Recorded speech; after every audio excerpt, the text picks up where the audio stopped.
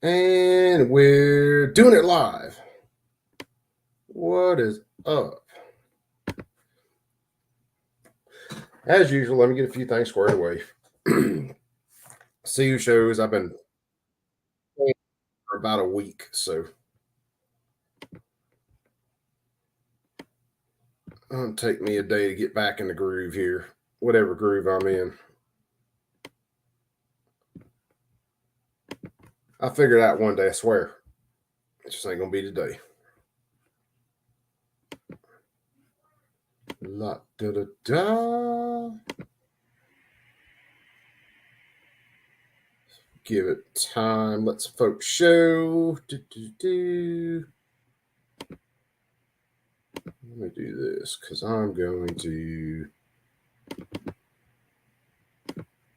pin this. I should have named this the What Did I Miss stream. Because to be honest with you guys, last week I was not paying attention to a lot of this stuff. What's up, my brother Barton? Let me pin that up to the top. So I'm throwing the link up here. Anybody can join. And yeah, this is just kind of a hangout. Hey, yeah, I took the majority of last week off. You guys probably saw me in some chats goofing off, but I did take last week. And I did mostly fishing and shit that wasn't related to being completely aggravated and wanting to, run my head into a brick wall. So call it a mental health week. Although I know PA, I gotta catch up on what PA's doing with this ghost gun crap. That's still up on my computer. Yeah, Barton, man, or Bradley had a good one, brother. Hopefully, you had a good one too, man. Yeah, Easter was fun, man. Kiddos, finding their eggs and chilling out, and then hyper as hell on candy for most of the night. So yeah, it was a good Easter. Just chilled out. If it wasn't for Easter being yesterday, I would have been fishing again yesterday. But that is pretty much what I did the vast majority of this entire. This was our spring break, so still trying to pay attention to some things going on. But I spent more time. I fished more time last week and spent more time on the water last week than I did the entire last year, which was nice.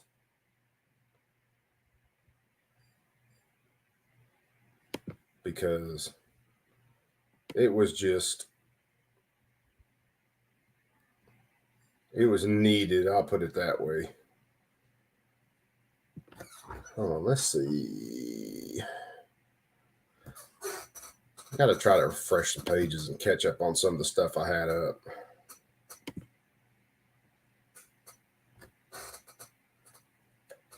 Ooh, good deal, Bradley.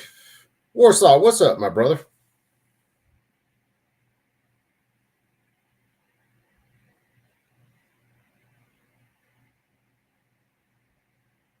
Yeah, I saw that too.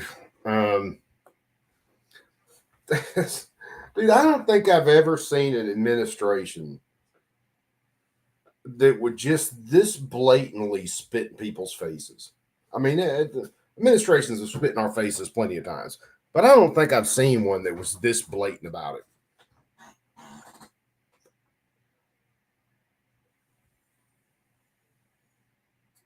Okay, Warsaw, just let me know. So it was a good week. A lot of fishing, caught a lot of fish, catfish and white bass and striped bass and a couple crappie here and there. It's a fun week. It was really the first. Well, no, it wasn't the first time this year. Me and my dad hit the river and went fishing, but this was the first time we got to get out and go night fishing for a while, which is so it's always a good time. It's always good just hanging out with the old man.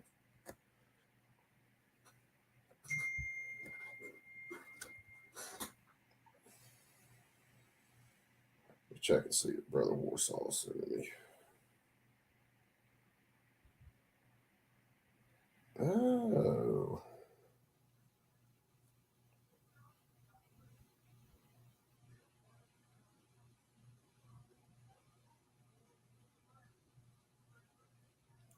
I would say,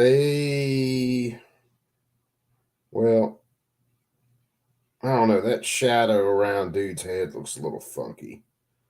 I would say photoshopped. Because there's just a weird shadow around his chin. I'd say photoshopped. But it almost wouldn't surprise me.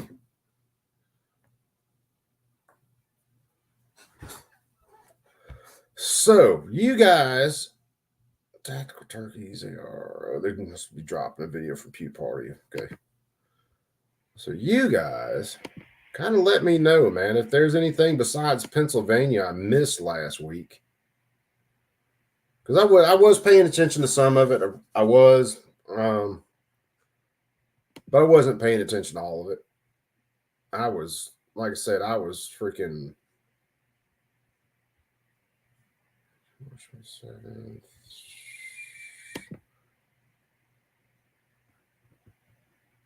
I was spending time on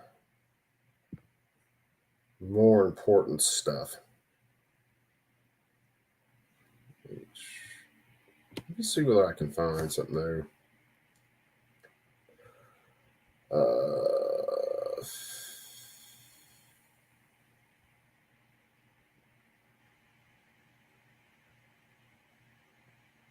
I had the damn video that was still up, and now I don't see it.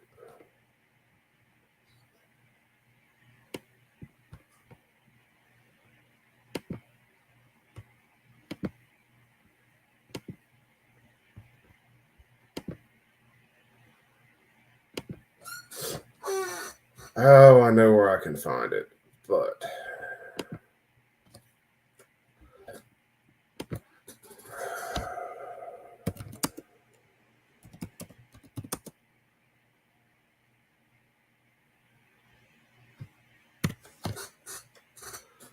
let me see.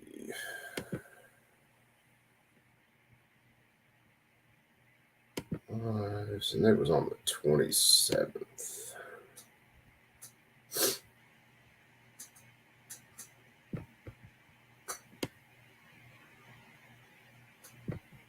Here it is.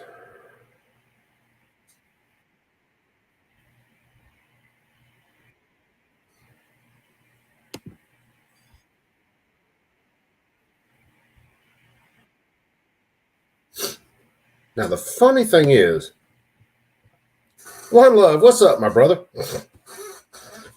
I looked when John Crump mentioned the PA House stuff going on, had to do from GOA on. I looked at Pennsylvania House, and typically you can look at their daily schedule, click on stuff, and you can see what bills are coming up for that date.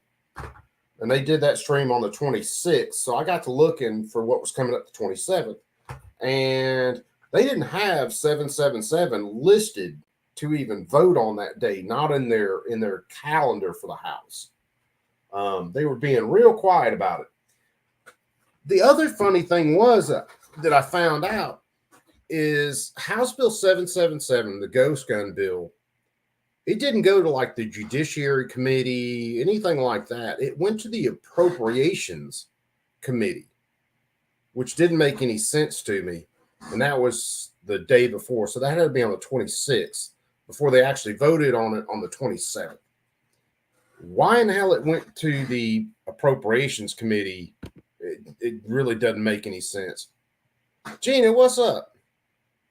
Rena May case got their judge. Oh, yeah, Gina, I saw that. Oh, man. Yeah. Those are like the rock star anti-gun judges from the 9th that they drew there. It's going to be interesting listening to the oral arguments, and that is tomorrow, isn't it? I think. I'm trying to catch up after having my head buried in a boat and a fishing pole last week. I'm trying to catch up, but so if it is tomorrow, I'll stream it tomorrow. Yeah, Ninth Circus in Cali, brother, and it's the 3 judges that they drew. One of them is actually a Carter appointee. My God, how long has that been? and then Clinton and Pointy, and I think an Obama. It's something. It's like the holy trilogy or trinity of anti-gun judges they drew for that thing. So you got kind of an upside and downside to it. The downside is, of course, they're going to completely side with the state. I would be amazed. It will be the end times, period, if they don't side with the state. The upside is this can kind of help push things up further and try to get it to the Supreme Court. Now, whether or not the Supreme Court takes any of these cases, whether it's assault weapons ban, mag bans, you name it, who knows? The left really is playing a long game here. They're trying to drag this stuff out. It almost wouldn't surprise me if the Ninth Circuit said, we're not going to make a ruling on this. We're just going to shoot it back down to the lower court again, just to kind of kick that can down the road. Gabriel, what's up, my brother? Krabby Turtle, what's happening, brother, man? One Love, I haven't checked the tracking on that package yet. I'll have to see. Hold on, let me check something while we're on here, just because it's just one of those streams.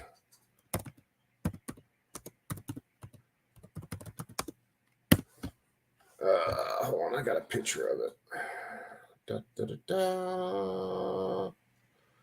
me a sec, guys. We're going to check something real quick. Is it? Well, actually, click on where you're going to type, you jackass. 9505.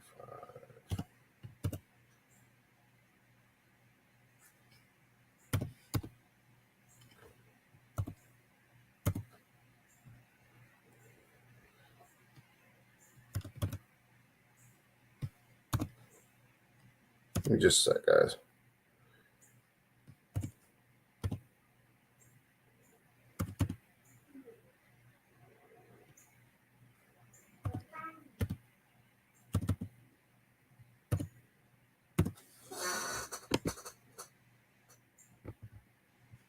Okay, so it says it's still in transit. Expected delivery was today, and it says it's still in transit. Hasn't been sent out for delivery yet. So, One Love, you should be getting that thing probably tomorrow, which would be cool.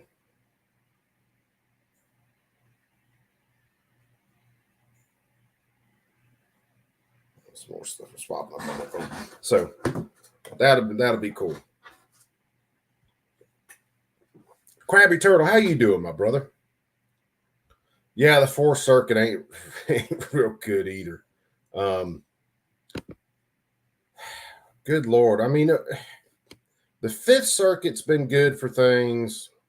I think the second, of course, the Seventh's been shit.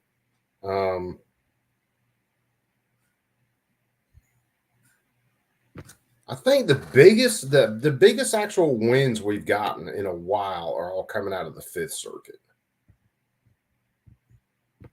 And even some of the judges we've listened to in oral arguments from the Fifth Circuit don't sound like they're the happiest people on the planet with gun laws being shot down, but they seem to be more willing to actually follow the law versus just making shit up as they go.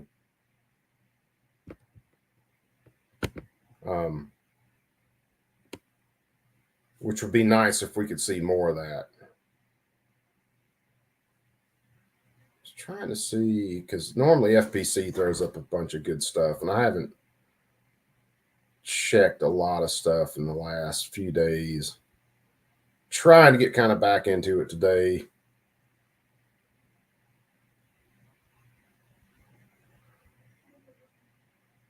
But I have to check and make sure.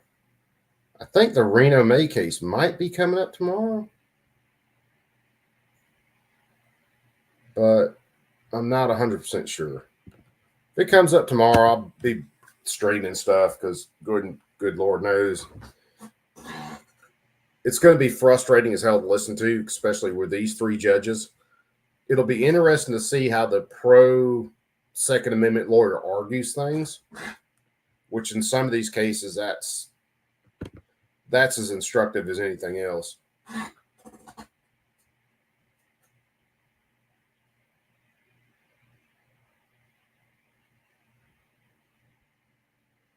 Oh yeah, Warsaw. These judges they're completely playing games, man. Complete.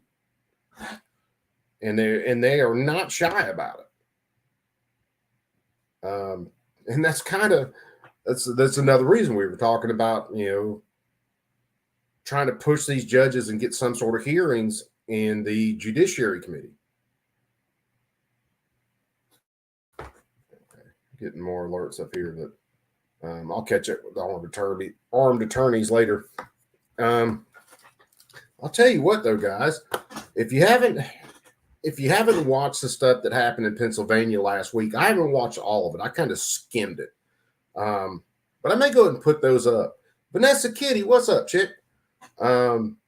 Just so we can kind of listen to them, see what the hell they were flapping their gums about. I'm pretty sure in Pennsylvania, at least at this point, what will more than likely happen is they will get shut down. In the there's Brooke. What's up, my sister? How's it going? Well, I had to turn you off so I could hear you. You know how that goes. I could make so many jokes right there. I was doing a good job with that on Suicide Friends Saturday the other day, and I'm like, dude, I don't even know. But I believe you. There's a lot of jokes that could be made. Hey, how's it going, Brooke? That's not bad. It's not bad. I mean, pain and suffering whenever we're talking about any of the 2A stuff, for sure. Oh, good Lord, yeah. Last week, I disappeared last week. I was telling everybody at the start of the stream, pretty much all I did last week was fish. Nice. It was our spring break, so anytime I could be out on the water with either a buddy of mine or my dad, that's what we did all week. Nice. And that was seriously needed. For sure. Versus now it's back to the grind. Now it's back to the aggravation. Yeah, no, I am not going to lie. I am ready for a social media vacation. I got 2 weeks because my kids go to different schools. So next week is my son's spring break, and then the following week is my daughter's. So good. I got 2 weeks where I'm just going to be like, not a whole lot. But I'm very sad because this past Saturday, I don't know if you heard, but I was in the middle of suicide prevention, and poof, YouTube said this goes against terms of service and chopped me off right in the middle. Yeah, I didn't see that. That was last Saturday? Yeah, like 48 hours ago. So what were they? Did you tell me you disputed that? But so I got it once before, and that's when I found out like there's a ton of people who go on YouTube and do YouTube lives and commit suicide. So there's that. But because the word suicide is in there, they're like, nope, you're going against terms of service because you're talking about self-harm. And I'm like, prevention and help is only like 3 of the things that are in the entire, title or anything, but whatever. It's like talking about car accidents and wearing your seatbelt. We're kind of trying to prevent the injury. Yeah, I was on Hillbillies after that, and he's like, what, is YouTube for suicide? That they're going to take you down? I'm like, I saw you went on Hillbillies. So what's that doing? I don't know. I'm never up that late, but Easter we had no guests and we got to sleep in. So once in a while I'll go past my bedtime, but not very often. We slept in a little bit Easter because, man, Saturday, in between Friday night and through the day Saturday, I probably fished for, I don't know, probably about 20-something hours. So I needed a little bit of rest. Yeah. Well, it's like I got COVID last week, so no one came to our house. It was just me and the kids and my husband. Is that all you have to do to get people from stopping by? Apparently. Well, to be fair, my mother-in-law just had surgery on Thursday, so it's kind of like, probably not a great idea. So no. We were having a tiny one to begin with, so it worked out. But so yeah, God bless you, by the way, for like paying attention to as much stuff as you do. It's like I just pay attention here in Connecticut, and I find it exhausting. So It is. I could never do what you're doing. It's definitely interesting, and I think that I kind of nerd out on a lot of it, so that kind of fuels the ADD when it comes to it. Yeah. But Sorry. it's no, you're good. No, I'm going Blair Witch Lake because my dog's going nuts in the yard, so I got to get him in. So you're gonna come through the entire house with me while I go get the dog. And then the real trick is to not keep the poodle going nuts. No, and no. He bears. Oh, sorry. I'm looking to see whether or not he treed the bear or not, because that usually happens. Whether he treed the bear. Yeah, they treat the bears all the time. Come on, let's go. Where you're at, you should have some black bears. Oh yeah, dude, you got to go look at my A Great Start Shooting School. The latest short is my little 17-pound poodle going after probably a $200 or $300 bear. Those bears, they just don't know what to do with that. They run away or they get treed. So, there's all those things. But you got to imagine one swat from that bear would take that dog's head off. Oh, he'd be dead. But here's the thing is, like I said, they tree him all the time. And it's like, go watch the video, or the short is pretty funny. Oh, it's gotta be.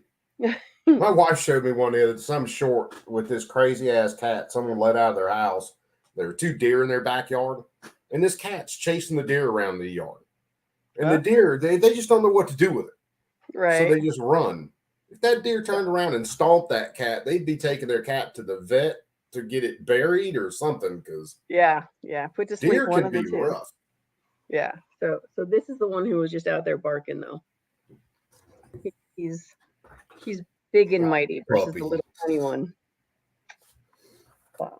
My in-laws, I gotta do a video of my in-laws shepherd. He's got a game he likes to play anytime I'm over there.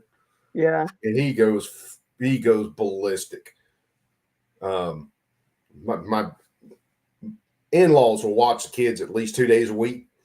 And Monday and Wednesday this semester is when I'm over there typically picking them up, sometimes on Fridays.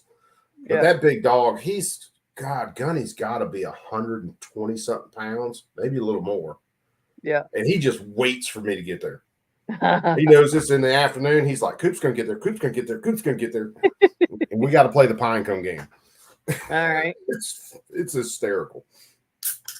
And what does one do with a pine cone and German Shepherd? Well, he brings it up their front porch. It's a wood front porch, and it's got a railing around it with the spokes in the railing. And it's a game in between him dropping the pine cone and me kicking it through the railings before he can stop it. He's gotten to where he's cheating though. He's gotten to where he'll actually grab my boot because I'll put my boot over the pine cone. He's gotten to where he grabs my boot and will yank my boot off the pine cone to get to it. Gotcha. That's his favorite thing. Yeah, this one loves water or anything that splashes and moves.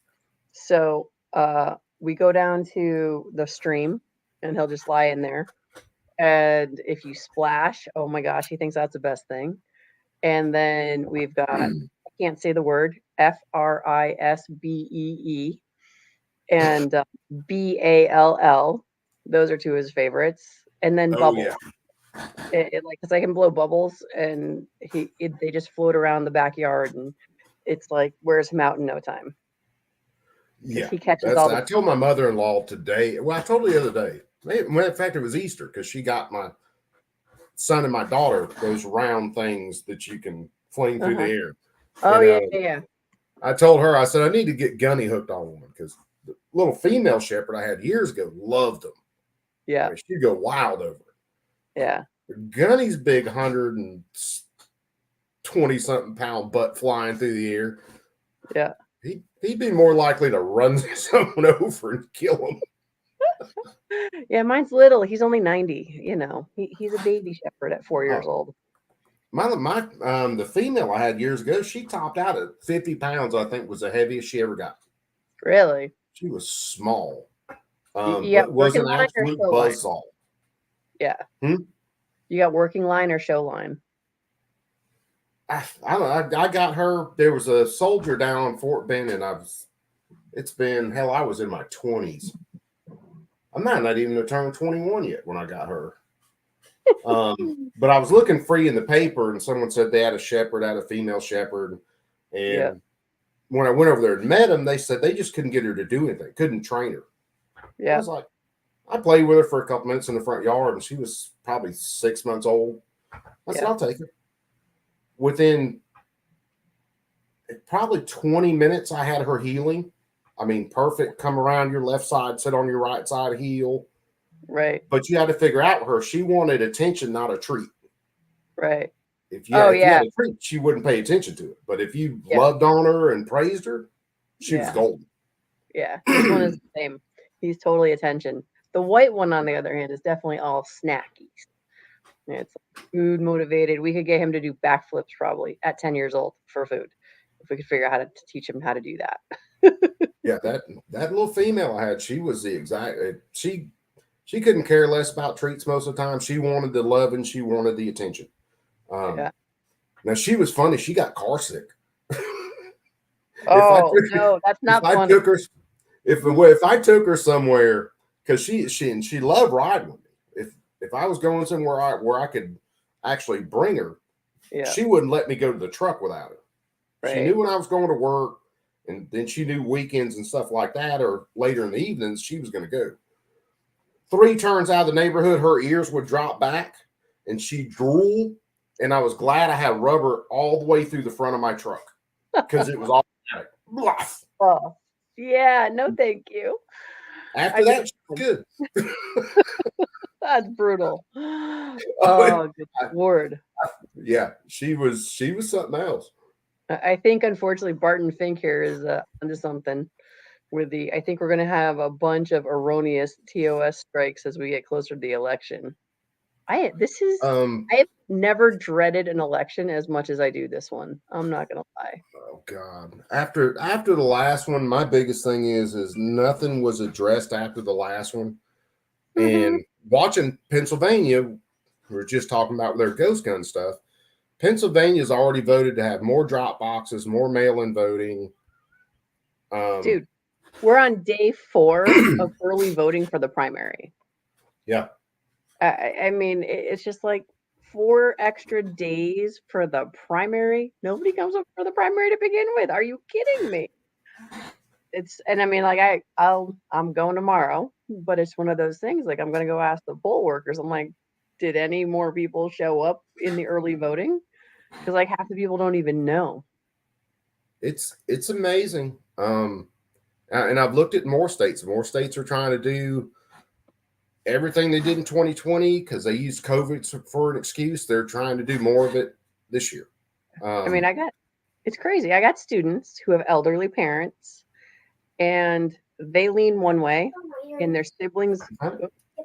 Okay. Sorry, my daughter came in. No, Go ahead, Bert. It's all good.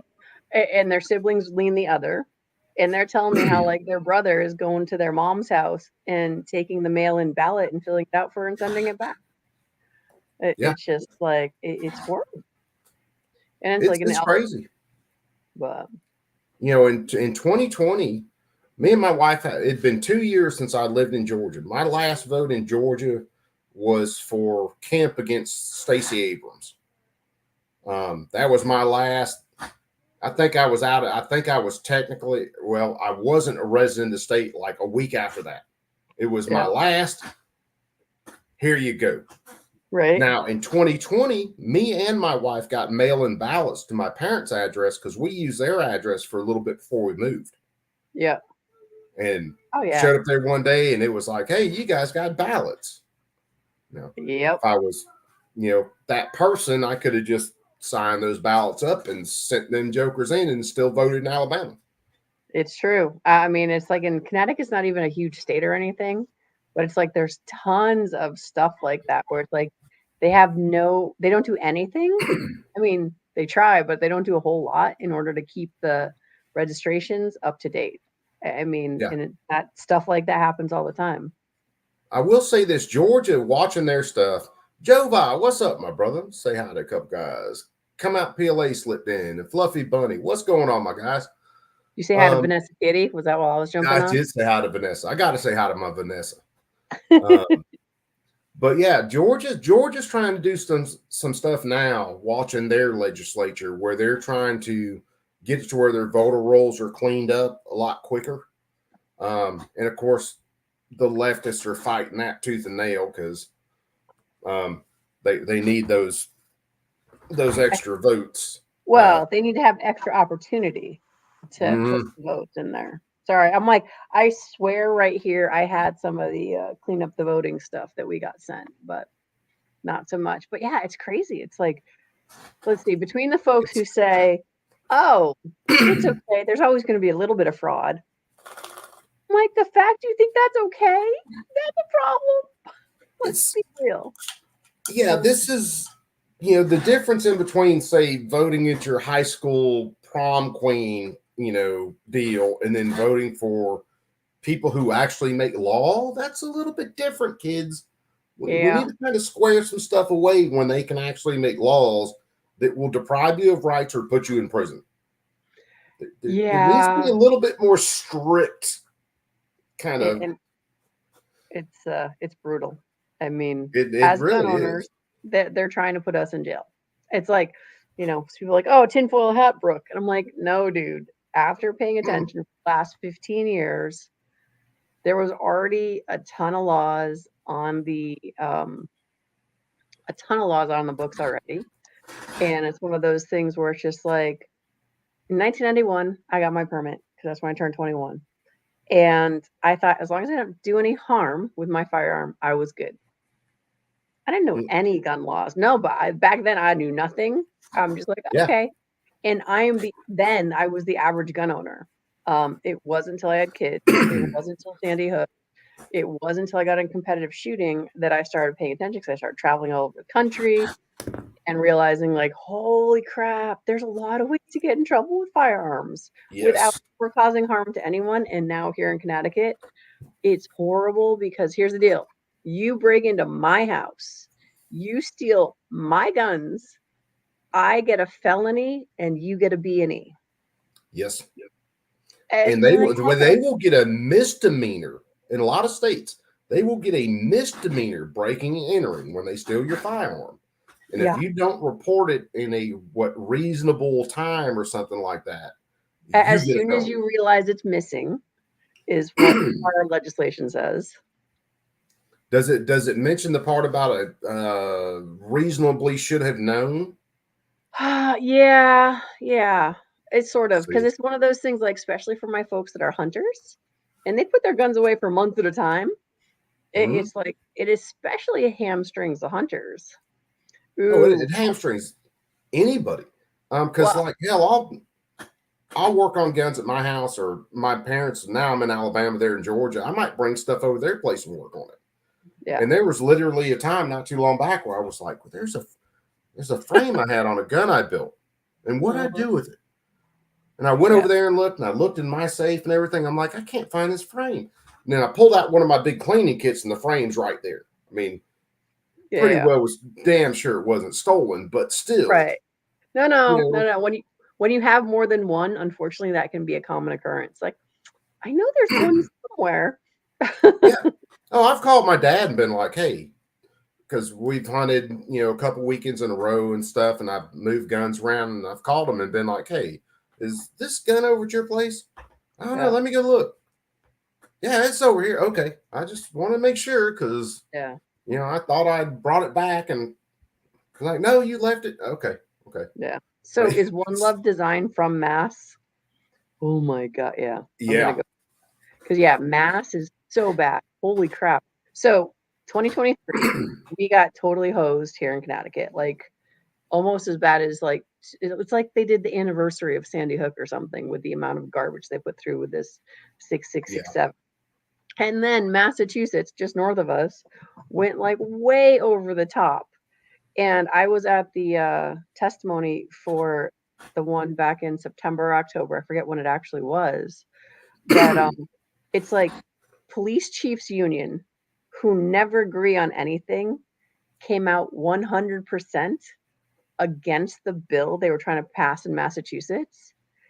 And the hubris of the legislative body there was just like, yeah, we're going to tell you it's about anti-violence, but the cops and the police chief say no, we're still going to push it forward. I mean, it's like, The only time I see law enforcement buy on to most of these bills, when you look at it, it will be mainly political officers that have been appointed. It's never your elected guys. It's never your frontline guys. It's always the appointed by this mayor, that mayor, and they've got their association, and they're the ones who are buying into it. Yeah. And of course, they've got that political buy-in for it. It's never a practical, factual buy-in. Right. And it drives me insane because they're like, these police chiefs. No. Yeah. Like look into the organization a little bit and you'll see where they stand on everything. Yeah, it's crazy, but it's like the police chiefs in Mass. I'm like, that was the first state I'd ever been to, because here in Connecticut, like you just said, it's like all our police chiefs are political. So they come out and saying how they've got all the training and this and that. And I talked to my rank and file police officer friends. They're like, yeah, we have the bullets allowed in our magazines that are issued to us for a year. And then we get quals. We don't get training. Yeah. But so, I mean, on the plus side, Mass had that stuff going for them, but on the negative side, it didn't stink and make a difference, which is the part that blows my mind. It's like, it goes to show you that there's that, and I call it leftist, not really Democrat or Republican. Sometimes that works in, but it goes to show you that the true leftists believe in nothing but the power of the state, and they believe everything should be in the state's hands, period. Whether it's your safety, anything like that. Yeah. But at the same time, they'll be the ones who are running around talking about how all cops are just bad. But you expect them to be the only ones with firearms and the only ones to be able to respond to a violent situation. Yeah. It's this level of disconnect that you can only come up with if you are a straight out, non-playable character that only gets your updates from the media and from the government. Well, and it's like, I feel they've lived in some special little bubble place where nothing bad has ever happened to them or any of their friends. Like, not even a flat tire. It's like, some of them have had, friends and in some cases family members who have been killed by people using firearms, but it's always the emotional bend to it. It's never kind of a rational breakdown of what happened. So like some of the people, and I can understand it to a point, their children were killed in this mass shooting. Mm-hmm. That is an extremely evil act. It probably one of the most evil acts besides probably rape and child molestation. I mean, to just walk into a place and start shooting innocent people.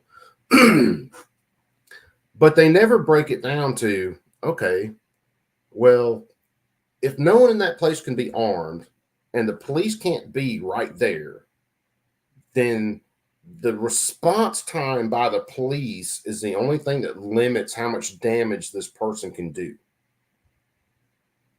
So, like teaching, I would rather have my gun on me. If someone broke in or did something on campus and try to hurt my students, I want to be putting lead back at them. I don't want to be looking for my stapler trying to figure out how to make an improvised weapon. Oh, everybody hide, and if he comes in, I got my stapler. No. Yeah. I want my hole puncher.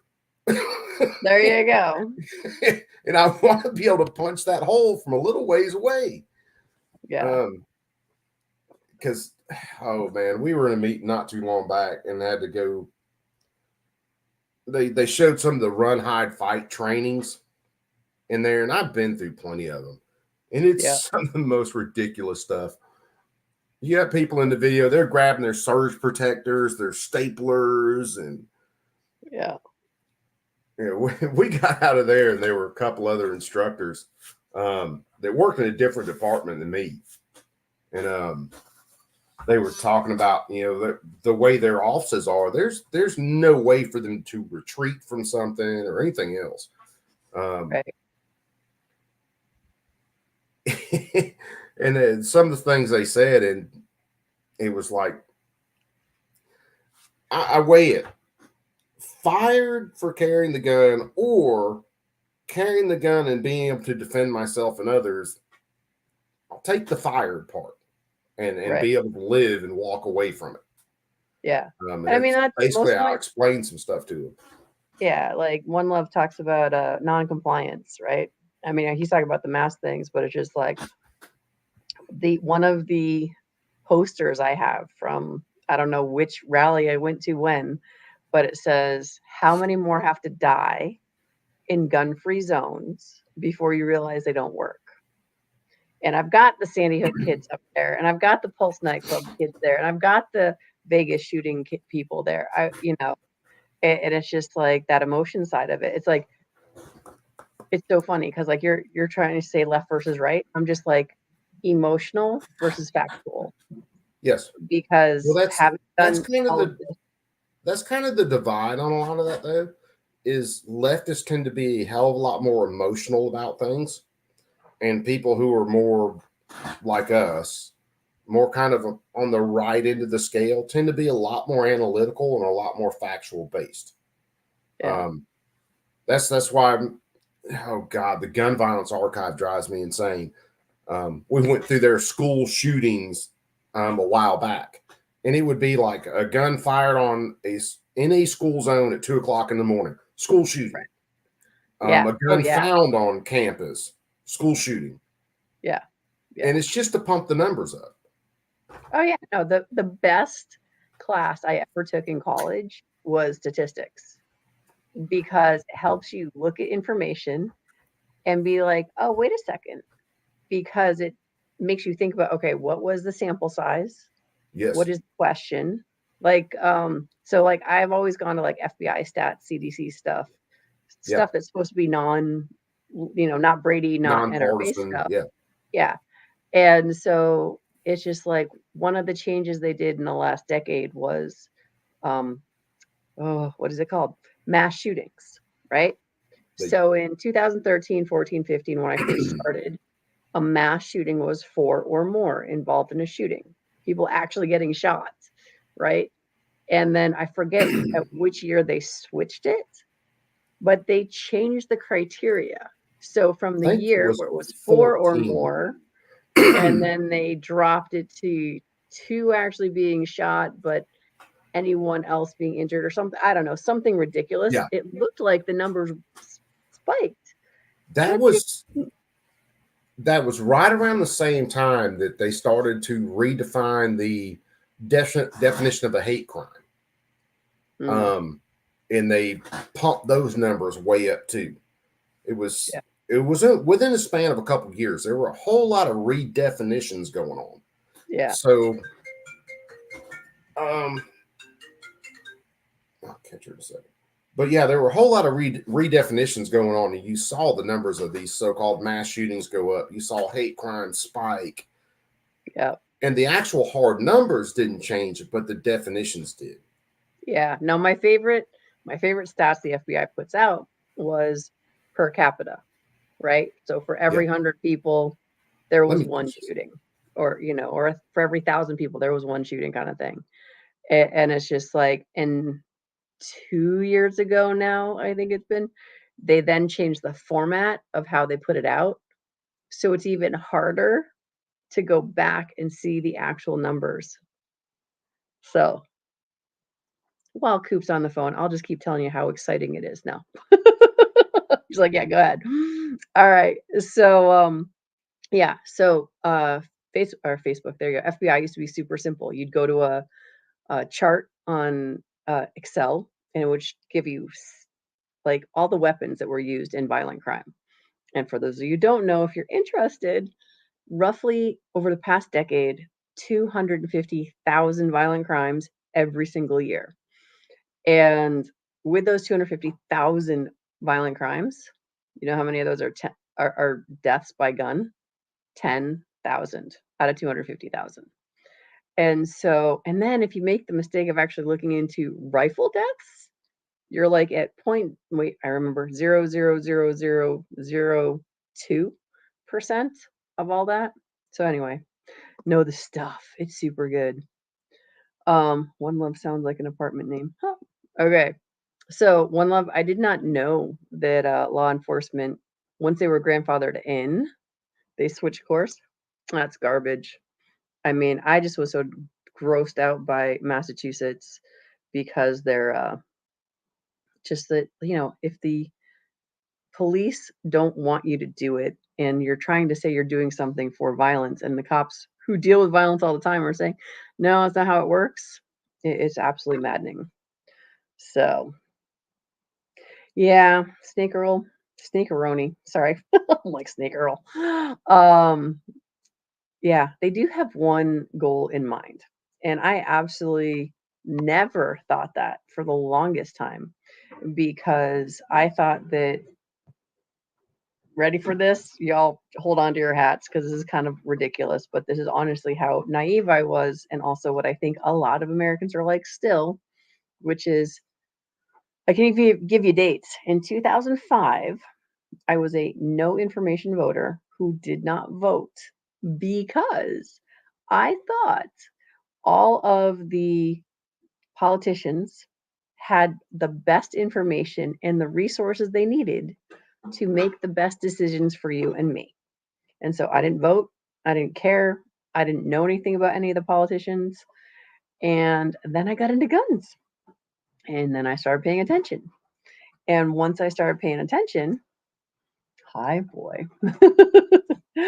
Once I started paying attention, I'm like, huh, you and I really are the people who have to speak up and talk to these people who are politicians, because they're not smart about everything. Just like you and I are not smart about everything. We all know stuff, but we don't know it all. Okay, is everything better now? I'll be quiet now. No, keep talking because you're on point. I'm talking about politicians and the way you thought at one time, and then your reality hits, and that's a whole nother ball game. Yeah, I mean, my stepmom, my nephew was out in Iraq, and his granddad died, and my stepmom calls Blumenthal and says, "Hey, you need to get him back here for the funeral." And he did. And I'm like, wait, politicians are real people? They actually do things for us, the people? They can sometimes. They can, but I didn't know. And it was like, once because like in 2005, back to the timeline, I'm like, if you told me you want a 10-round mag ban, I'm like, well, why not? You still got bullets in the gun. What does it matter? It wasn't until I became a competitive shooter and started actually buying guns, I'm like, oh, that is a gun ban. All these people are like, oh no, we're not taking your guns away. We're just limiting what you can do with them. Like, you're taking our guns away. And the biggest thing is, like with a mag ban, okay, the criminals aren't limiting themselves. No.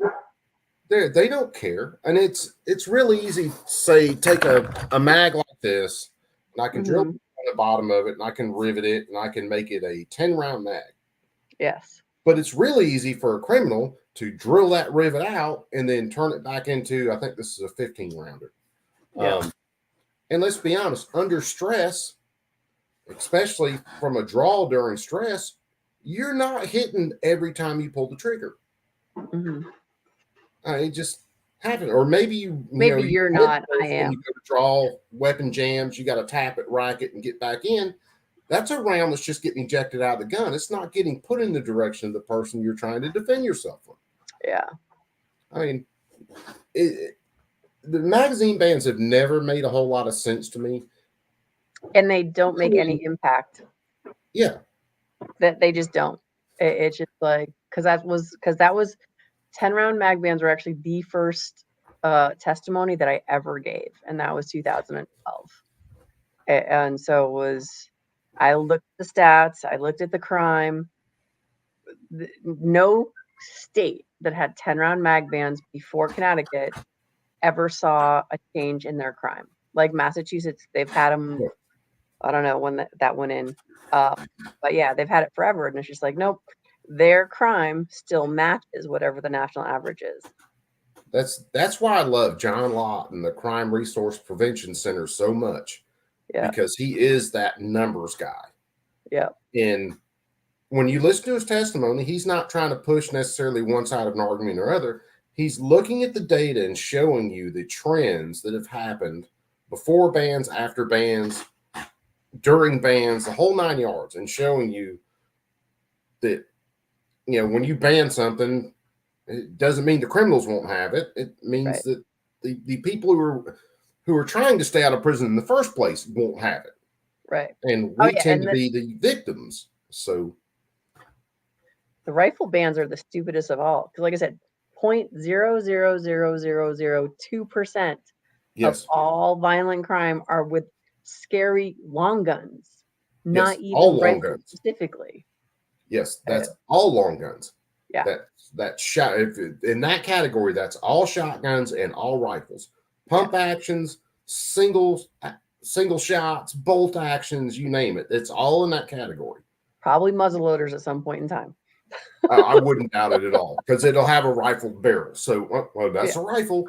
There you Well, go. technically, yeah, that's not a modern rifle, but yeah, it's got a rifled bore, so it's a rifle. It's crazy though, because like you talk to really, really smart people. I've got a wide variety of students here at a Great Star Shooting School, and I would say that like I'm literally talking to doctors and lawyers, right? Not, smart people theoretically. And I'm telling them, I'm like, hey, rifles don't cause any, relative to all of the violence in the world, they don't really cause any of it. They're like, but it'll make someone feel better. I'm like, but don't you want to actually save lives? Okay. Well, So, but those dead children's parents will feel better if you ban rifles. I'm like, okay. so I this is where I give you my conundrum on smart people with like PhDs. I can't figure out whether they didn't have any common sense before they got the PhD, or whether when they got the PhD they lost all their common sense.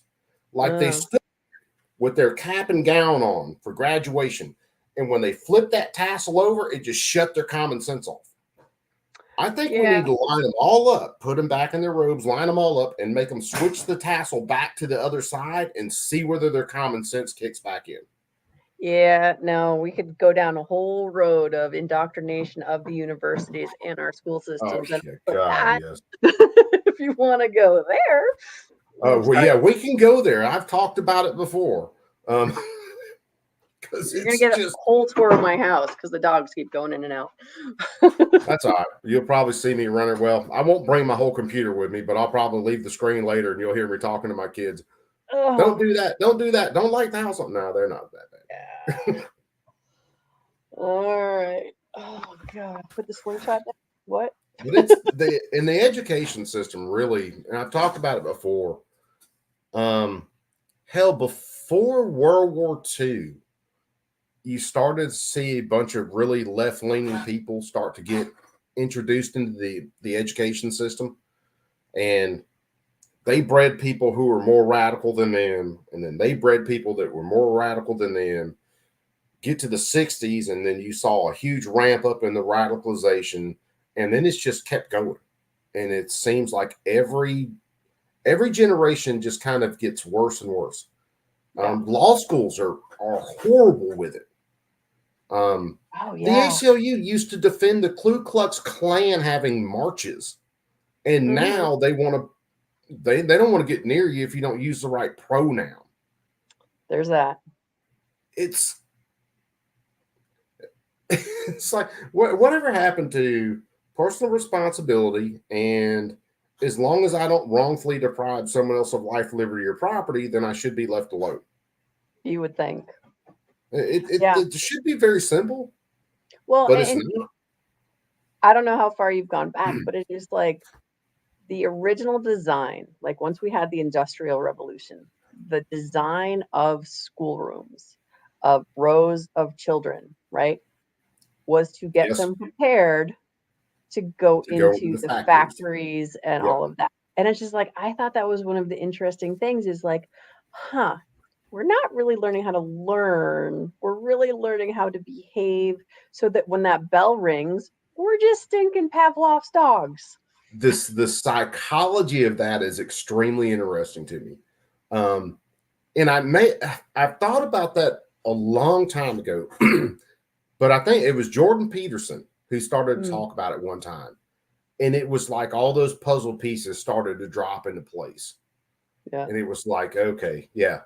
And you're right, it's like Pavlov's dog. You hear the whistle, oh, I'm drooling, where's the treat? Well, yeah, but for us, like in high school and everything, right? Ding, ding, ding. All right, get up, go to the next thing. Ding, ding, ding. Okay, get up, go to the next thing. So it's like, Yep. I don't know if you got any friends in prison. I got friends in prison. I have actually been to prison, so. Okay, well, you got one up on me. I had to, haven't been there, done that. But trust me, it's not a bragging point. It's an experience, though. It's a life experience. Just as you lose your rights for about 14 years, and it takes about 14 years to get them back. At least it did for me. So yeah, not necessarily a bragging point, but no. Well, no, but getting them back is a big deal. But Gizzard Gary, hi Gizzard, what's up, my brother? We are. Yeah, I'm gonna call. Oh wait, I'm sorry. His new name is Babyface. Babyface. Babyface. Uh-oh. He's shaved. He's got quite the baby face. I haven't seen him shaved yet. Yeah, dude. Go look at when did I see him last? Was he on Hillbillies on Saturday? I don't even know. I think so. He might have been on. I saw that you were on Hillbillies Saturday, but man, Saturday night I was so worn out from fishing. All that hard fishing. Sorry. Well, I fished all day Friday. And then went out Friday night and fished until like 2 o'clock in the morning. Went and got like 3 hours worth of sleep and then fished almost all day Saturday. So by the time Saturday night rolled around, I was beat. Sorry, I meant to mute my mic and said I muted you. So hold on. I'm going to mute so I can call every woman likes to mute me, Bert. Don't worry about it. Give me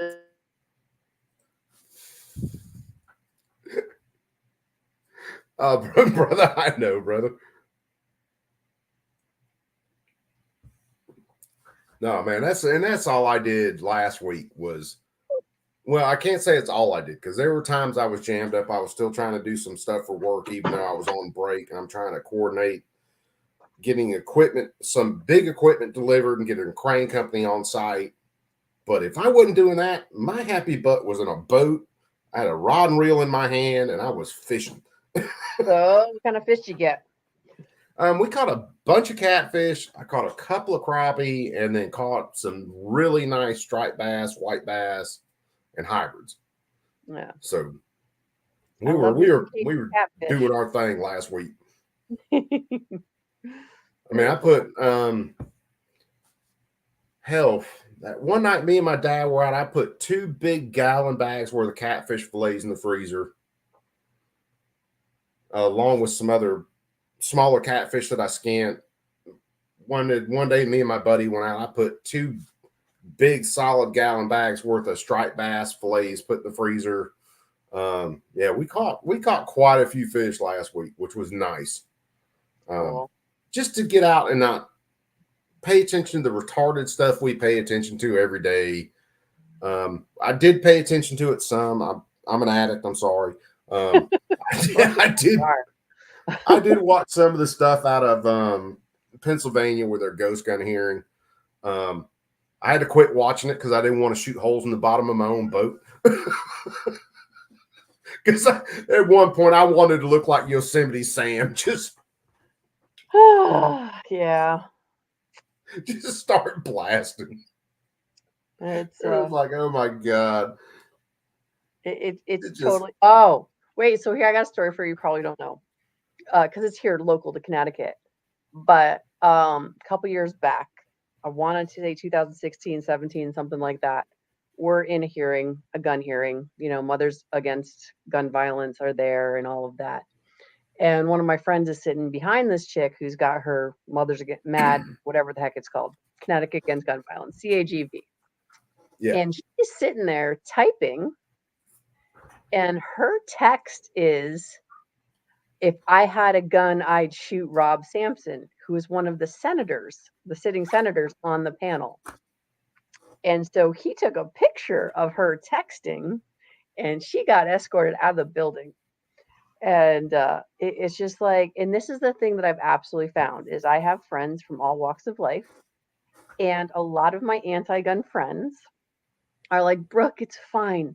We think you should have a gun because you're good, but I don't think I should have a gun because I'm afraid I'm going to get drunk and shoot my neighbor. Yes. And I'm like, There's okay, a lot of projection going on. it's like, because you're afraid of you. You don't think anyone else should be able to have a gun, but you know you shouldn't have a gun. It's like, Yes. oh boy. And I know some people like that they're absolutely unbalanced. No one should have these guns. Why? Because they would do this with it. Why? Because I would. Well, I've been in plenty of situations and I ain't done that. Yeah. I carry every single day. Yeah. I've had an armory riding around in my vehicle with me. You don't see me getting in a squabble over someone cutting me off in traffic and hosing their vehicle down. There's a lot of projection and a lot of lack of self-control they want to throw at a lot of other people. And it's because it's theirs. So I'm laughing. Can you hear my child screaming upstairs? A little bit. Okay.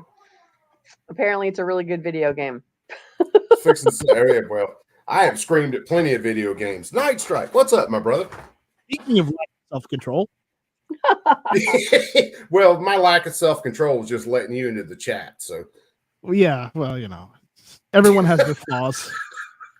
It's not my fault you leave the back door open. It's like I'll just walk right in. Again, there we go with more jokes that I could make, but Brooke's here, so I'll behave. Well, 2 Live Moo is being all mean, saying he's not going to come to my parties. You should come to my parties. My parties are actually really rocking.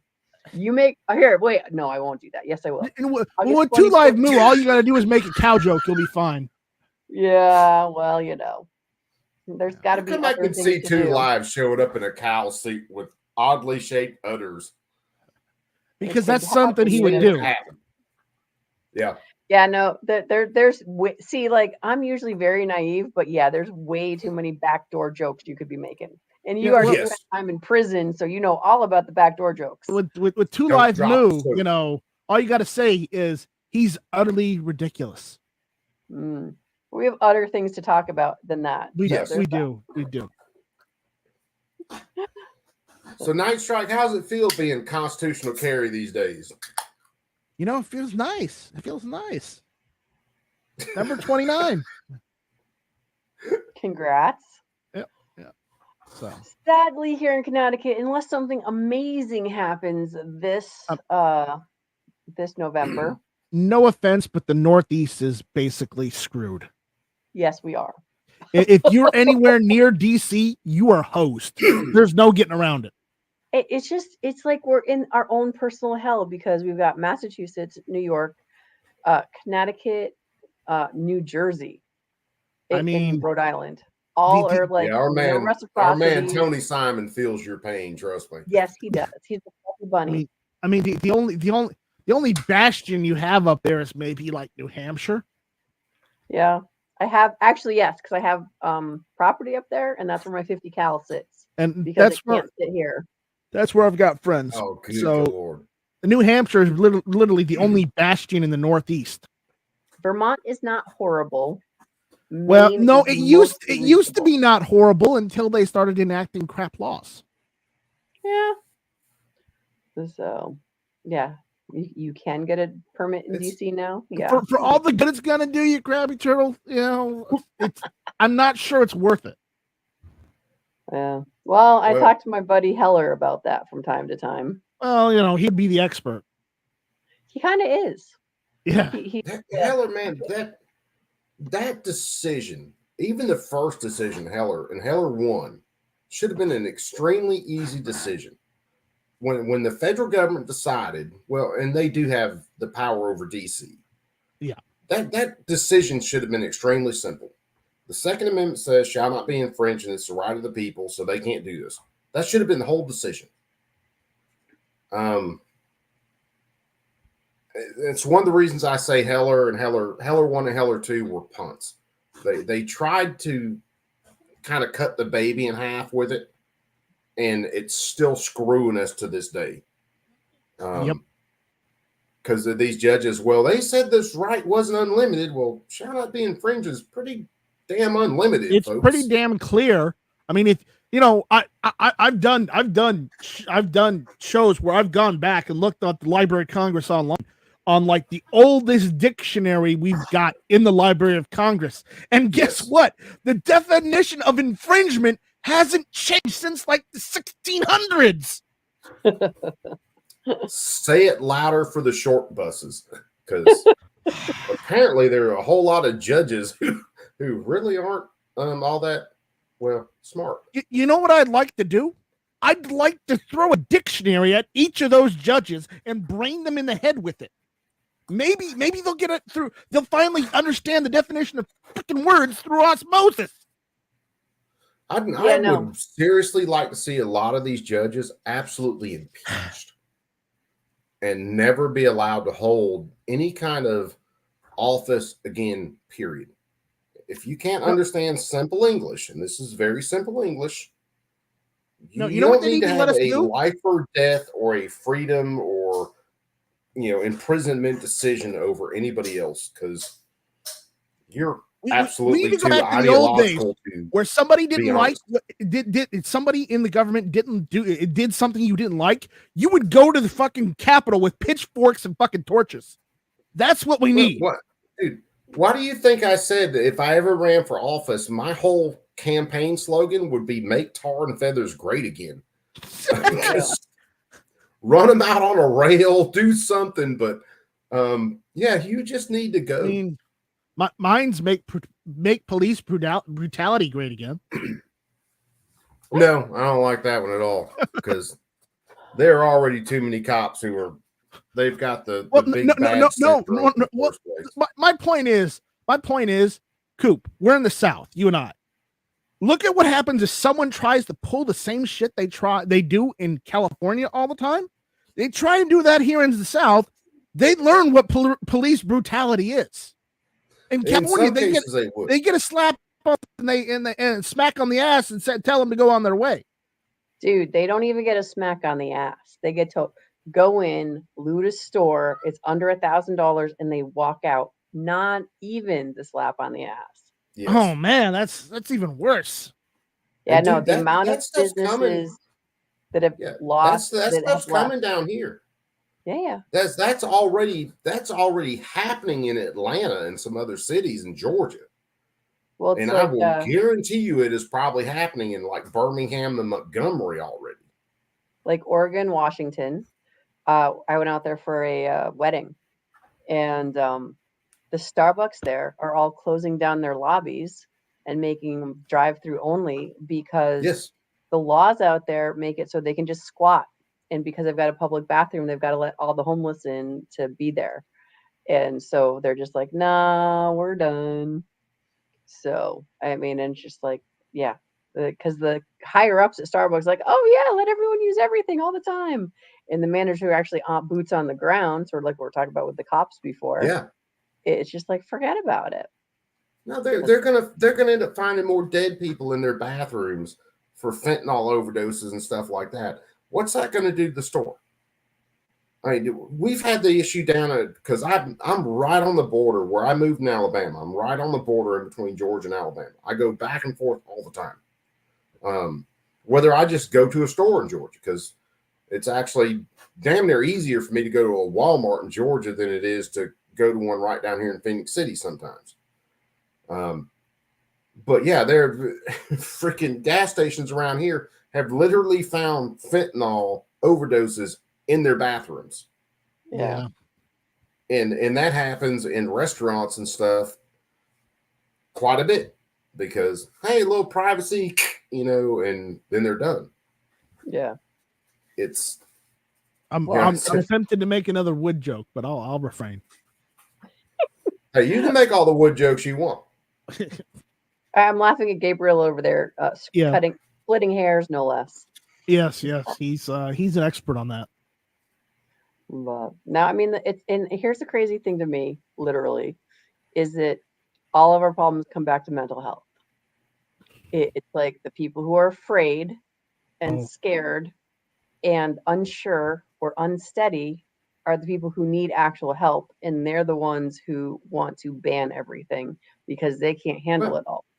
And this Don't and even this get is me this started is on mental health, okay? Don't get me started. this is something that I've talked about on streams before, and again we get back to the education side of things. We've taken generations of kids now and basically told them everything is about them and their feelings, and we've taken away all of their coping skills. We have neglected to teach them that there is adversity. People are going to be mean. Life isn't fair. You're going to have to deal with these things. We taught them everything was about your feelings and it's all about your lived experience and stuff. And then we put them into, especially once they get out of school, we put them into situations where, oh my God, there's actually adversity there. You have to overcome certain things. And that has led to a lot of, especially, hell, it started in my generation. I'm Generation X. I'm freaking. It started some in our generation, and it has gotten exponentially worse. I'm towards the to where tail you end get- of that. At the beginning, at the absolute beginning of the millennials. I'm yeah, well, sorry. you're talking. See, I'm a '77 kid. Most of my Well, I was born growing in up 83. was I'm like 80s the and 90s. old end of the millennials, and I feel old now. So Well, I've felt old for a long time, so I kiss my well, ass. hey, that's why you've got more gray in your beard than I do. Dude, you ain't lying. Of course, I've been gray since I was in my 20s. So I had a roommate in high school. She was gray her like freshman year in high school. It was bad. I was in That's a some meeting. stress. That is some stress. I was working for a company. Actually, I was doing nuisance wildlife, and we were up in Marietta, where the company was based. I know where Marietta is. 21 at the time, maybe 22, and came I've up. I lived hadn't out cut that my way hair in a before. little bit, and my buddy, one of the guys I worked with, Mike Stack. Now, Mike Stack was a couple years older than me, but he was going bald. But I just had my Yeah, I hair. know how that It was feels. short, but you could see all the gray running through it. And he said, "God damn, Coop, you're gray as fuck." I said, "Well, at least I ain't bald." Low blow, man. Low blow. Oh, it was low. It was definitely low. Barton Fink says we find out today Coop just turned 30. Yeah, right. Yes, dude. Yeah, no. Let's see, Well, if I but he just also's got the turned right 30 thing when he says, taking away the state mental health hospitals and made patients the school administrators. But it's not even that. Yes. I'm going to go farther and say no, there are politicians now. It's not just school administrators. I hate to tell you this, but it's been like that for the last 40 years. at least. That the politicians have been crazy. Yeah, but the fact that we took away My case in point, John McCain. Oh, dude, don't get me started on John McCain. Remember, I'm I'm originally from Arizona. That guy was fucking nuts. There's lots of people fucking nuts. Actually, I was just reading a book. One out of Brooke 20 said the F word. people- Did I say that? Did I? Oh, Yes. Yes. Brooke, come to the dark side. Come to the dark side. no. Fudgicles, I meant. Yes, that's what I really usually say.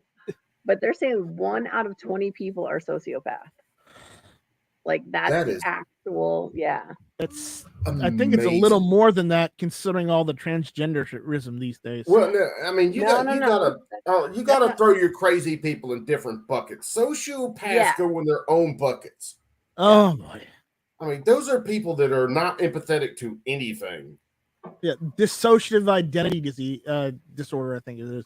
I mean, when you talk about like body dysmorphia and stuff, that's a different bucket of crazy. Now, if you're Silence of the Lamb sociopath body dysmorphic, then you're in your own bucket, okay? There's a special bucket for those people. There's a special bucket if you got a chick in a well talking about it puts the lotion on its skin. That's a different Or it gets bucket. the hose again. Yes. It's a different bucket. Wow. I didn't realize there were that many buckets. There There's are lots of lots of buckets. Because like lots of because buckets. I got the book right next to me, so it's like narcissist is not the same as a sociopath, and a sociopath is not the same as a psychopath. So just there, you got 3 different buckets, and then you got sub buckets of all that. Oh boy, there are lots and lots of buckets. You can't. What was it? If you've ever listened to Ron White, he was talking about crazy people and he was talking about the death penalty, and this dude was too crazy to kill because, he was crazy and wouldn't know they were killing him. And he said, what do they do? Well, he said he goes and kills innocent people. And he said, well, they said, what does this other person do? He said he rolls his turds in little balls and eats crowns. He said, well, this other dude should have rolled his turds in little balls and ate crowns. You don't throw all crazy people in the same bucket. You don't. No. Otherwise, I would be in plenty of buckets. Yeah. Well, I mean, I don't know if there's enough buckets for you, Coop. There's probably not. You'd have to be on top of the buckets, several. More than likely. There's plenty of buckets I could fit in.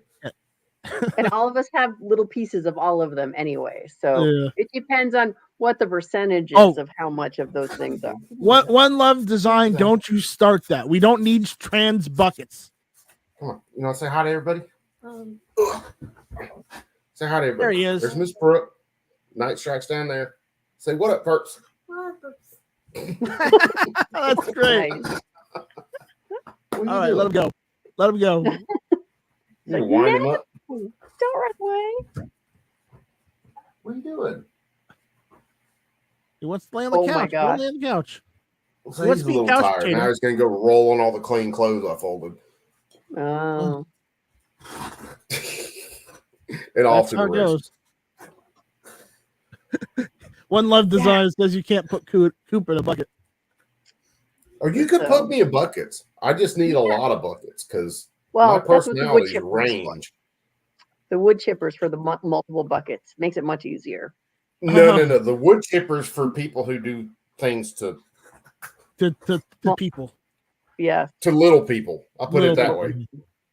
They deserve wood chippers. Yes. I would be a dedicated wood chipper operator. For that. Yeah. Yes. For that. Yes. I would invest in many wood chippers. There's that.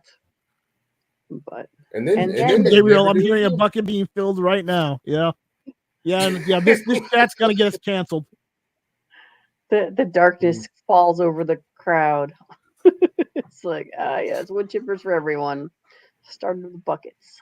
Yeah, whenever you mention wood chippers, that's the first place my brain goes. Yeah. I hear these thing called maps you need to feed in chippers.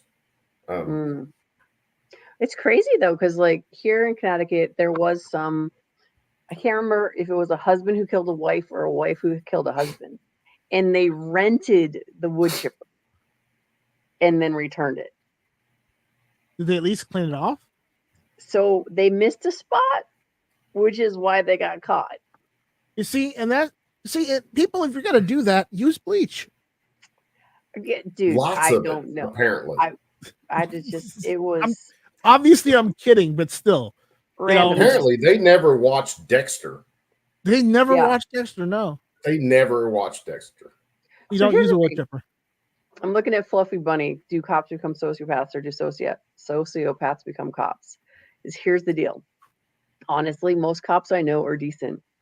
There are horrible cops out there, sure. Are they the ones who get the headlines? Yep. Just like the mass shootings and the school shootings and all of that. So it's like there's nobody who hates a bad cop anymore than someone who's an actual good cop. I got a friend of mine. He's been on the force over 20 years. He's like, he's never written a speeding ticket because he's like, I am not a tax collector. I am here to bash heads of idiots. And so not all cops are bad. Not all gun owners are good. No. There is no one size fits all. Most of the cops here in Charleston are pretty chill. I mean, they're not going to go after you unless you do something unless you're going like 80 in like a 40 zone. They don't care. Yeah. Unless you do unless they see you actually breaking a law that you shouldn't break, they're just going to ignore you. here's part of my theory with cops or law enforcement in general. One, probably 80% of our laws shouldn't exist in the first place. Right. Unless you have a clear, definable victim that's not the state, it's not a thou shall not law.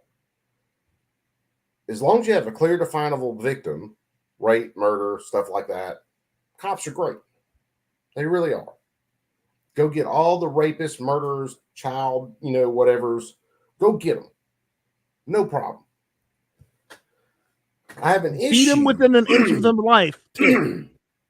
Police. Well, I have an issue when you pull me over because the license plate lights on my truck aren't working, and then you want to search my entire vehicle because you think everybody's a criminal and you have to root them out. Or someone just has a gun. Well, what were they doing with the gun? They just had it. Okay, then what's the issue? If you they're not allowed to do that in South Carolina anymore. Tail them for a little while, and if they do something bad, arrest them then. We got into the realm of pre-crime on a lot of this stuff. We're going to stop this from happening. And they really don't stop it from happening. What was that movie where computers were smart enough to tell the future and you'd get thrown in jail? Minority Report. Minority Report. Yeah. Where they predicted the future and they arrested for people for crimes they haven't committed yet. It was the triplets. It was the precogs. Right. They were sitting in their vat of goo, and they could tell if someone was going to. They thought it, and they were going to commit that crime. And I'm sorry, we have this thing, one called dark thoughts, where we think a lot of shit some days we're never going to do, but it would really feel good to go hit that person in the head with a baseball bat. This is why I'm like, when people say they wish they could read somebody else's mind, I'm like, oh, hell no. No, I do not want anybody in here, nor do I want to see what anybody else is thinking. Why do you think I play video games? It's to basically know. It's to numb my brain from the daily life shit I have to deal with. One or a couple of the books, a book series that I listened to on Audible. One of them, Wayward Galaxy, I've been listening to. I'm starting to re-listen to it again. And they're supposed to have these implants in their head where they can like communicate with teammates and everybody hears each other's thoughts and everything. I don't want that anywhere near me. They don't need to know half the stuff that runs through my head. That's why the push-to-talk mics are so good, because they won't hear half the stuff that's... I have an idea what's running through your head, at least partially, and I know you do not want that out there. No, I don't want that shared with anybody. Because if anybody would get red flagged, oh my God, I need to paint that whole red or whole wall red and just. I mean, he shared enough with me that I can figure it out. Look, they were only feet pics, Night Strike. Who cares if I got pterodactyl toes? That's not what the possum said last night. Hey, the look, fact that you've been possum talking was to a happy. Possum is a little bit, why? No. It's a running joke from one of his videos.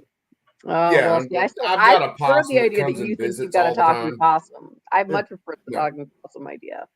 I've got a possum that comes and visits all the time. My last chicken that the possums didn't kill, the survivor of the whole group, has decided she's living on my porch. And the possum comes up and he'll scoop any kind of, don't leave the trash out on the porch. Oh my God, because he's going to string it everywhere. But I caught him up here a couple weeks ago and just grabbed him, picked him up, played with him, scratched his ears and everything. And apparently he didn't get the point because he keeps coming back. I could have filmed another video with him like 2 nights ago. Just rubbing him on his head and scratching him on his belly and shit. I'm surprised he hasn't bit you yet. Dude, the only possum I've ever been bit by, and this is serious, I caught it off a job when I was doing Nuisance Wildlife. It was somewhere up in kind of up around Marietta, I think. And it was a young possum, little guy. I mean, like that long from head to butt. And he got away from me and went under my couch. And I went to grab him, and apparently I stuck my hand right in his mouth, and he chomped down on my pointer finger. And I mean, you see how the blood vessels come up underneath your fingernail when you get it smashed? That's what happened. Anyway, I grabbed him out from underneath my freaking couch and play with him a little bit more and shove him back in the cage, and I went out and let him go later. But yeah, do not read what Martin Fink said. Don't read what he said. I'm still laughing at Vanessa Kitty because what she wrote and what I read was not the same. She's like, yeah, there's a bunch of cameras on poles. And one of my girlfriends says pole dancing. So that's immediately where I went, not just like around in the neighborhood. Yeah, I could see that. Yeah, the pole dancing too, but also the joke. Barton Fink says, Coop, this is the real reason why you wanted an 80-inch TV. Full-size midget wrestling hits differently. Hey, look. It wasn't midget wrestling. It was midget jello wrestling. Get your facts straight. No, we know it was midget mud wrestling. We got it. And hey, that donkey was of age, I'm pretty sure. I don't know how you call it a donkey, but that llama was ambiguous. Okay, that llama was a little bit androgynous. You couldn't tell what it was unless you looked underneath the table. So I go now. Should I leave you two alone? See, this is the kind of stuff we get up to. This is when the jokes just. I'm like, see, I don't have all the inside stuff, so I got to just make stuff up in my head now. And I'm like, basically, if you make it up in your head, Brooke, just let it go. Just let it run. Basically, we just come up with this stuff on the fly. Gotcha. I explain my sense of humor. Like I've got a bunch of midgets running around my head and with chainsaws, and they just go wherever they want. That's pretty much my sense of humor. Yeah. Well, Bradley, so it can go really, really bad sometimes. Yeah. This or just really funny sometimes. Like, no, I think it just went down in the ditch. But yeah. Well, it can go in many different directions. Yes, we start out with possums. We end up with midget jello wrestling. With llamas. In my defense, I didn't bring up the midgets. No, and they're little people, aren't they? No. Yes. I don't care. I'm politically incorrect, so no, they're still midgets. Me too. I should know though. But they're little people. And if they've got pronouns, I still don't care. No, not there. Because anybody that says that shit to me, I turn around and I walk off. I don't even acknowledge. Dude, to be honest, I don't have time to deal with that shit. I don't have enough time in the day as it is. I don't have time to deal with their inability to cope with reality. To be honest with you, now if because I work with different groups all the time. So if I had a student come into my classes and they said, I'd really like to be called this, and they did it in a way that was actually polite and they weren't forcing it, I might do it. However, if you forced it and made an ass of yourself trying to force it, oh no, I ain't doing it. No, if your name was Fred yesterday, you fucking get called Fred for the rest of the time around you. Don't go, well, my name's Fred Gina. No, what's up, Fred? It's just no. So the best t-shirt I ever saw was at a Jordan Peterson event that I went to a couple of years ago. And it says, I identify as a Apache helicopter. Yeah, I know that's probably I've used that one before. I identify as an attack helicopter. Yeah. There you go. Plenty of times. But like my shirt right now says, that little voice inside your head that says keeps you from saying things. The last line is, no, I don't have one of those. Yeah, neither does Coop. No. Neither does apparently Coop. I need to send this to Coop. Coop, give me your address. I'll send you this shirt because apparently those midgets get to running, and sometimes I cannot stop them. They just blow right through the door and announce themselves. It's really like a circus car, and they just go wherever they want some days. I try to. I do. No, you don't. don't. Sometimes I just don't catch them. No. I would have a hell of a stand-up act a lot of days if I could write it down and actually repeat it, but I don't. Everything's so situational that. Again, my wife walks in. Yeah, the only note I could find that would make my lights work. I left my other one on the boat. Poor baby. Poor baby. Strip me. When she says strip me, that means take her gun off of her. Because she has the Like she knows you're live right now, right? Yes. Yeah, he don't care. No. Well, But no, the I'm hooks- thinking the strip me part is the part I was going for. The hooks on her holster Yeah. go so far underneath her belt Yeah. that they are. No one is taking this holster off my wife without Nah. taking her pants. Nope. You can have the gun. You ain't And taking by the way, holster. she carries a 1911. Thank you very much for pointing that loaded with the hammer back at my face. I pointed at the door. I didn't point at your face. Baby. Oh. Looking down the hole. Did you see a bright light? Fortunately not. I heard Velcro though. She was ripping something open, some package. Yeah, that's me and mine. There you go. Mine came up from shoveling gravel and is now cooking dinner. So, Yeah, I got to cook some dinner in a minute. so, But midgets I mean, the whole chainsaw. point of the night was just to hang out because last week I didn't do anything on here.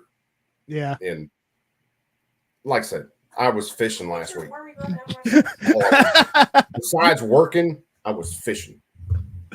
Very Martin cool. Fink Coop constantly gives us free OnlyFans content.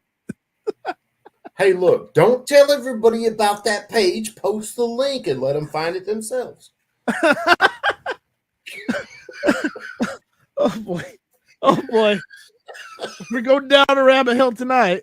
Oh boy. Dude, the funny thing was, and this is honest, this is actually an honest comment. When YouTube started censoring stuff, a whole lot of gun content started to move to adult sites. Really? Yes. Because they were censored.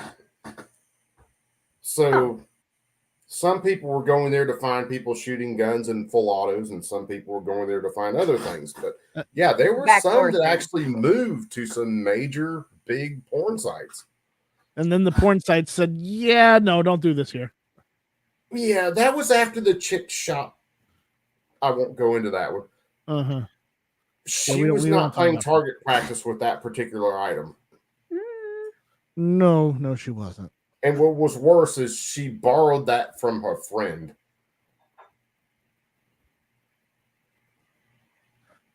Next subject. How's everybody else doing? like, Hold on. Let me get my cell phone. I need to send you more pictures of my wood. mm, Well, send them on. What you got this time? No, I'm kidding. I don't have anything new. Oh, I thought you got something else new. No, I wish. Anytime he gets a gun with wood on it, because he knows my wife loves the wood, The wood grain. freaking stalks and everything, he sends me pictures of his wood. So that's the inside joke on that. Hey, Gotcha. Hey, what? you saw that Parker, right? That was that Parker I fixed. Yes. Did you see the hydro dip I did today? No, you didn't send me a picture of the hydro I certainly did. dip.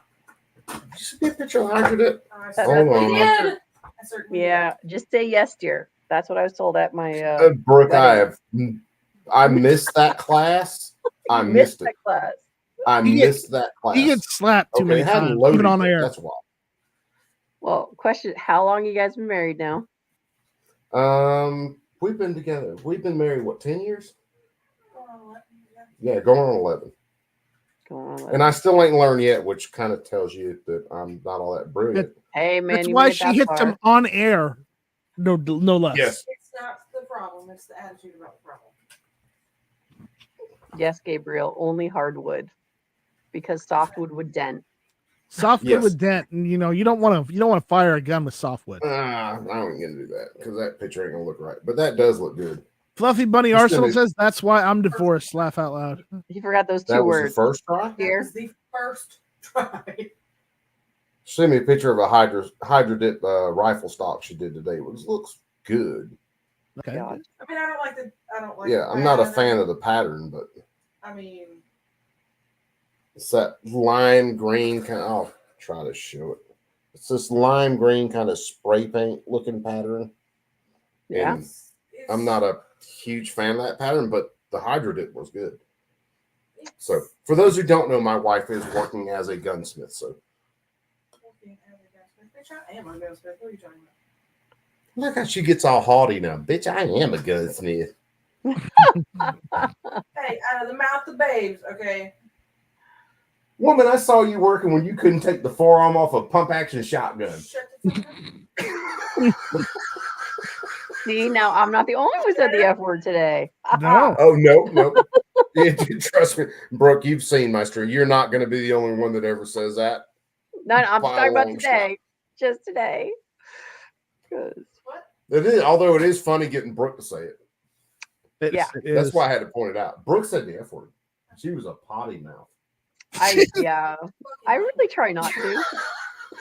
It's like I save it for special occasions, like when I stub my toe on the coffee table. Those are the times when I use my explicatives. So yeah. Oh no! The last time I stubbed my toe, I said a lot more than the F word. Yeah, me Yeah. too. There was a string of probably not really conjoined F words. Yeah. My That's poor little usually- toes crunched. With a couple parental units in there and a Oh, whole yeah, bunch of other yeah. things. That was completely. Yeah. The only time you probably could have got me to say more profanity than that is if I was in a congressional hearing, and that probably wouldn't go over well either. Yeah. I still don't see how Brooke stays so calm. She's testifying, she's staying on point and working through it. And then one of them will say something dumb and she stays on point, keeps working through it. And I would so be like full stop at that point. Oh, dude, it's like 15 years now. Or wait, no, 13 years, something like that. It's been a long time. And I still get nervous. And, but I got lucky because, like, depending on which thing we're going in front of, I have people that I can tell them what questions I want them to ask me. So that helps too. That does. If you're going in front of the panel or whatever, and you have some people that are friendly to you, where you're still hitting the points you want to hit, but you can get them to kind of lead you in that direction. Yeah. And that's one of the biggest issues I have watching some of these hearings is because the people, and I kind of hate to use it sometimes. The people on the right are only going to ask the witnesses for the right their questions, and the people on the left are only going to ask the people on the left's questions. And it's rare to see someone ask the other side their question. Right. And we see that a lot with the congressional hearings that we watch. The matter of fact, the only time you'll see someone kind of cross that lane and ask the other person a question is when they think they have this gotcha question and they're trying to just prove this point. And when the person tries to answer it honestly, they just cut them off and they're like, no, it's my time. I'm reclaiming my time. Yeah. No, you just want your hit on the news. You want your little, 30-second bite on the news. You don't want to hear the answer. So why even ask? Well, I agree with that one senator that grilled Dettelbach. It's like, have you ever used a pistol brace firearm before yourself? Yes. Did you feel it in your blood that you wanted to commit a crime using that firearm? Yeah, we watched that hearing, and I can remember that. I had to make that a YouTube short because that was like the perfect time to make a YouTube short. It popped up on my was it yesterday or today? It was David Cicilline who thought that a pistol brace acted like a bump stock. Oh yeah. And Massey was like, the internet is about to educate you. Just give it a second. He was like, it's like a full auto. And he's showing a pistol brace. And he's like, no, dude, doesn't work that way. Well, yes, it works. He did tell me, he said, the internet is about to educate you on this. And sure enough, X just blew up. And David Cicilline, he is a complete anti-gun, absolute leftist moron in the first place with everything he does, and he knows zero about firearms or firearms technology or operating systems or anything else. And it was brutal to see the crap that people posted on that. It's just, yeah, it was brutal, but it was funny as hell. Yeah. Well, you don't know what you don't know. And then you Yes. don't point out what you don't know. You still don't want to accept it because it doesn't go along with what you think it should be. Because Yeah. like when Holly and I first went to DC and we didn't mean to and didn't realize we were doing this, but we tricked Mr. Murphy into meeting with us because we said we were there to talk about gun safety. Chris Murphy? Yes, sir. Oh. Wow. Oh yes. I have a picture, me, Holly Sullivan, and Mr. Murphy. So yeah. We You're agreed way to nicer disagree than I that am day. because I wouldn't call him Mister. But okay. Yeah. But it was it was rough. It was hard because it's like we walk in and his entire office is Newtown green because the Newtown Alliance Against Guns. Yes. And so we get in there and then he comes in all smiles and everything. We're like, yeah, Mr. Murphy, you happen to have the most Pinocchios of any senator in the entire DC area for gun stuff. And we're just here to help you, to be a resource. We're not going to tell you what to think, but maybe you'd like to learn about some of the stuff you're talking about. He's like, nah, it's okay. We can agree to disagree. And it's just like, we never saw him again, but Holly and I got in there that first time. Yeah, I completely reject facts, and I'm just going to go with my own so-called reality, and you guys can just get on your little bus and ride on. Yeah, Chris Murray, he is a No. piece of work. No. Yeah. Well, hey, man, he's ours. Man. Between I mean, him and Listen to Blumenthal. him. Yeah, him, I mean- Blumenthal, Sheldon Whitehouse. I mean, I don't, Oh, I don't, I God, don't, I don't don't even have much mention better. Mason I've got Rowe. Lindsey Graham. Lindsay is his own special case. He Yeah. really is. And then I've got Tim Scott. Look, I could deal with Tim Scott. Tim Scott is definitely more agreeable than Lindsey Graham, but I don't know how Lindsey Graham keeps getting elected. I'm just saying. Well, I mean, it's nuts. It's all nuts. If you keep your voters so uninformed that they just pull the lever for anybody, that's how Lindsey Graham gets voted in. Most likely. I mean, look at Nancy Pelosi, Dianne Feinstein before the House fell on her, constantly getting reelected, knowing they weren't doing anything for their so-called constituents.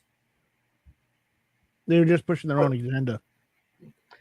They've got name Maxine recognition. Waters. It's the recognition. It's like, Yes. especially for someone like, I go back to who I was in 2005, which was that person who didn't care about a gun mag ban, because I didn't know any better. I didn't even vote at all. And I almost think that I don't know which way is worse, like not voting or doing an uninformed vote. He was just in there. Oh, there he is. My wife's asking where my son's at. I was like, he's in here somewhere. He was just in here. He's playing in the clean laundry, you said. Oh yeah, I've got clean laundry all over the couch behind me, and he was playing in that earlier. Hi. But yeah, 4-year-olds. They're hysterical. Don't worry, they'll be 18 before you know it. Oh God, don't even say that. Yeah. Because they will be. Yeah. I look at my daughter, and it's like I can remember her being like 3 years old yesterday, and now I've That got reminds this me. 7-year-old running around. I got a month, and then I will have an 18-year-old in the house. Oh Lord, Good luck. Yeah. Yeah, thanks. Thomas. Well, yeah. Cross. However, Catholics cross it that way. It's Father, Son, it's Holy Father, Ghost. Son, is Holy what I Spirit. learned. The Holy But, Ghost. yeah. One or two. You can do either. No, it's but yeah, I think My Bob's right. I daughter think hits a uninformed teen, I'm voting is worse than investing not in weed. voting. But I don't know. I don't know. It's- Sometimes it's- voting period is good and bad. Well, the fact that It's just- everybody feels like they're going for the lesser of two evils, right? Yeah. It's just like nobody's ever excited about voting. And I will say the thing I think I made politics easier for me is I picked one thing. You're never going to get a politician who's going to agree with everything that you want to.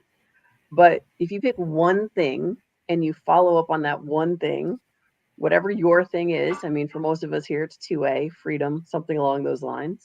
Yeah. Constitutionality, little things like that. But like, you still got to pick one thing and then hold each one of your candidates up to that one thing. And then all of a sudden, voting's way easier. Like, I'm all for $1.79 gas. So that's what I'm voting for. Yeah. See, my biggest thing, and then I've said on streams before, my biggest thing is freedom. I'm all for individuals being individuals, not being held responsible for the actions of others. It's about freedom to me. Yeah. I mean, we should all be able to interact like we do on a daily basis. And as long as one of us isn't doing something retarded and infringing on the rights of others, we should be left alone. Right. And then my wife said, Hakuna Matata. And Well, what is that? at least she's not saying kumbaya. My wife's own personalities don't sing Kumbaya. Yeah. One will have an axe, one will have a chainsaw, the other one's gonna have, I don't know, something. What? Oh, your earphone? It's not your Yeah. All the things What? Bob just said. noise reduction. Oh, noise reduction earplug. I can still hear, but it's not as loud. Can I get those when you're snoring? Coop, you got to get I'll tell you about that. I'll tell you about a was great. dream. I'll tell you about a dream last night. Coop has a dream. Are we gonna get to cooking? Yes. That was Yeah. August I'll tell you what, guys. 28th. Let's end this one here. I do got to get to do some cooking. Love all you guys. It was great hanging out. Finally. And yeah. Enjoy cooking. Nice I'm assuming you're segment. cooking fish. No. Actually No. doing spaghetti tonight. We did fish the other night. All right. I brought fresh fish home, like freshly filleted and fried fish. Ooh. Just like that. I mean, which is Yeah. like, Hey. oh, It is very good. All right, Oh. sir. Well, you have a lovely dinner with the fam. Brooke, take it easy, chick. Thanks for coming on. Thanks for hanging out. Yeah. And, Sorry for weirding you out. No. I'm I just don't saying think it we was- can weird Brooke out. No. I don't No. know. We I had don't her think there we for a can. moment with the midgets and the llamas. What? No. We Well, I didn't weird still her need to out. be alone for that or something. I don't know. Yeah. We didn't weird Brooke out. We just made Brooke a little uncomfortable because her sense of humor was kicking in. She didn't want to admit it. There's a difference. No, you remind me. Yeah, go cook something. I'm gonna go now. Because I'm pretty sure Brooke can hang with us any day of the week. Yeah, probably. Oh, Anyway, All right. you guys, I love all you guys. You guys take them easy. I will end it pretty much like I always do. Your perks be cool. Keep that thing on you at all times while I'm getting stabbed in the shoulder. What am I doing? You're like, you did. okay, I got a naked but 4-year-old next to me. That's why. Oh, goodbye. I'm just saying. I'll show y'all a cute touche, but No, that No, might get the whole no. channel shut down. TOS, baby. TOS. You're done. See? He's done. You guys take it easy, man. I love all We're you fortunate. guys. We'll catch you guys after a while with some more chats. Later. All right. Bye. Bye. Put your pants back on.